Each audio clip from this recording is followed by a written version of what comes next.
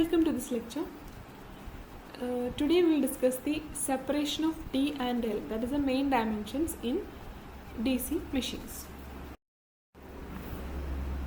So in order to find the main dimensions D and L, first of all we will start from the output equation, that is PA is equal to pi square B average AC into 10 raised to minus 3 into D square Ln, this much of kilowatt. So we have to substitute all the available values except D and L, because D and L are to be calculated.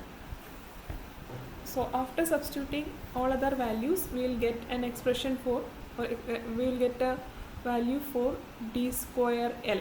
So you have to find the value of D square L, the product D square L.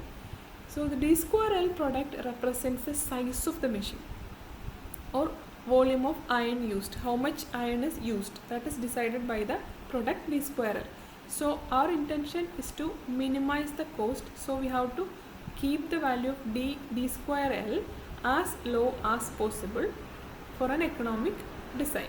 For that purpose, if you reduce the value of D square L, we have to increase the values of B average and AC as high as possible. But we know that a high value of AC and high value of P average has their own disadvantages. So we have to keep a balance between higher values of B average and AC and lower value of D square L. So we have to find an optimum solution. So next we will discuss how to find the values of D and L from this product value. So at this point we have the value of D square L. Now let's consider a pole of a machine. These are the dimensions, that is small letter b is the pole arc, that is the length of pole shoe. Small letter b is the pole arc and BP is the width of pole body, and L is the length of pole. This is also L. L is the length of pole, which is also equal to the length of armature core. As you can see in this figure, this is the length of armature core, and that's also equal to the length of pole. So let's get familiarized with the relation between these terms. First we will discuss the pole pitch, it is toe. Toe is equal to pi d by p, where p is the number of poles and d is the diameter of armature core. Pole pitch is the distance between adjacent poles, or that is represented by the symbol toe. In the case of square pole section, that means if the pole body is having a square cross section. In this figure we can see the pole body is having a rectangular cross section, but let's consider the case of a square pole section. Then length of pole is equal to width of pole body, that is this dimension will be equal to this. That is one possibility. Then another possibility is it may be a rectangular cross section as shown in figure.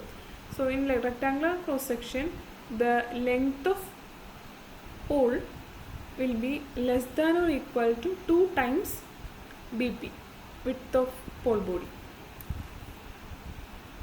Then combining these two possibilities, the typical value of the ratio of length of armature divided by pole pitch, that is L by toe. The ratio of L by toe is equal to 0.7 to 0.9.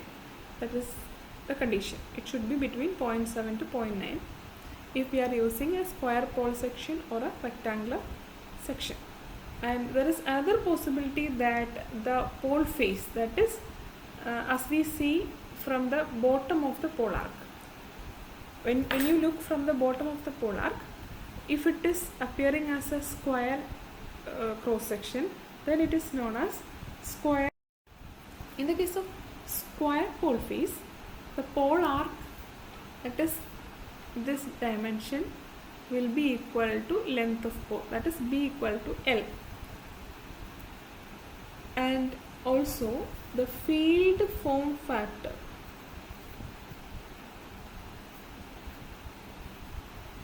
psi is equal to B by tau. The ratio B by tau is defined as the field form factor. So we can write B equal to psi into tau.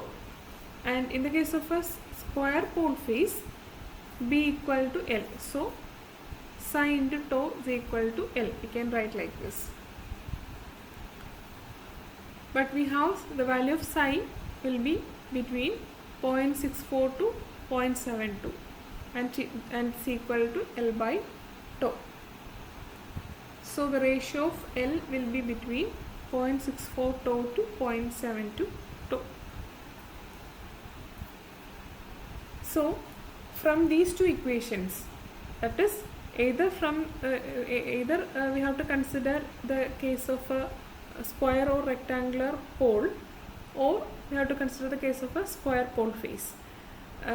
In both the cases, we will get a value of the ratio L by tau.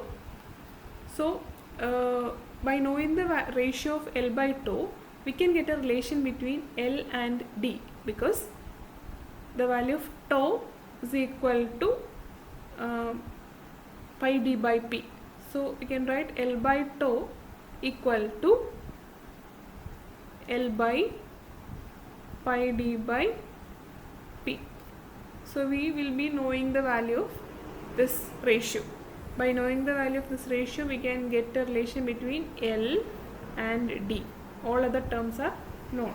So we will get the second equation. First equation was the equation for d square L. D square L is equal to a constant. And here we have a relation between L and D.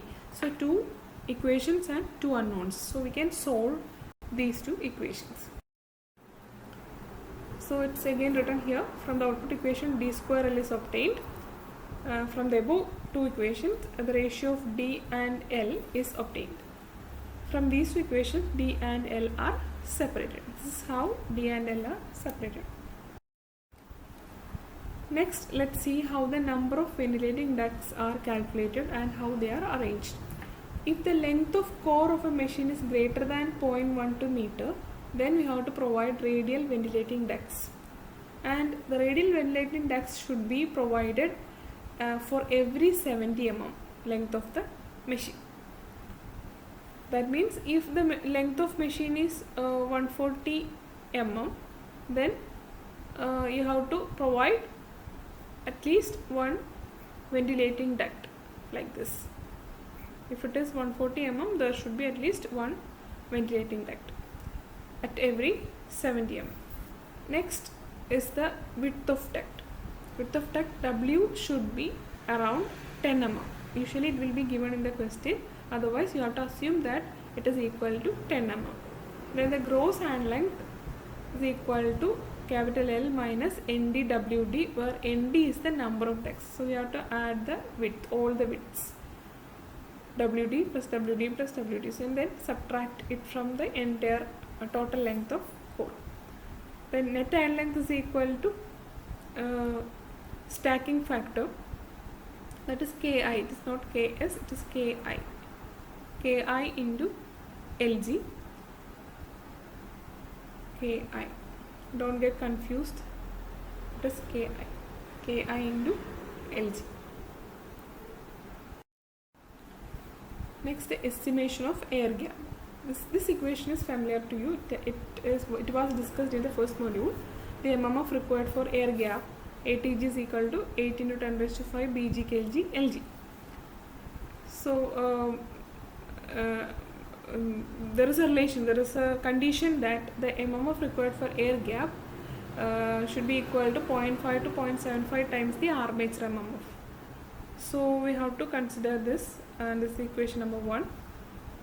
And equation for ATA, MMF required for armature MMF, is equal to AC into pi d by p, that is AC tau by 2. Then we will substitute the value of ATA here. This is ATA, AC tau by 2 is substituted in the equation for equation number 1. That is 8 into 10 raised to 5 Bg kg Lg is equal to 0.5 to 0.7 times AC tau by 2. So by rearranging this equation, you will get the expression for Lg. You need not by heart this equation, you just remember that the length of mm required for air gap is equal to 0.5 to 0.7 times ATA, and you have to keep in mind AT is equal to AC tau by 2 and ATG is equal to 8 into 10 raised to 5 Bg kg Lg. Then you can directly get the expression value of Lg from here itself. Thank you.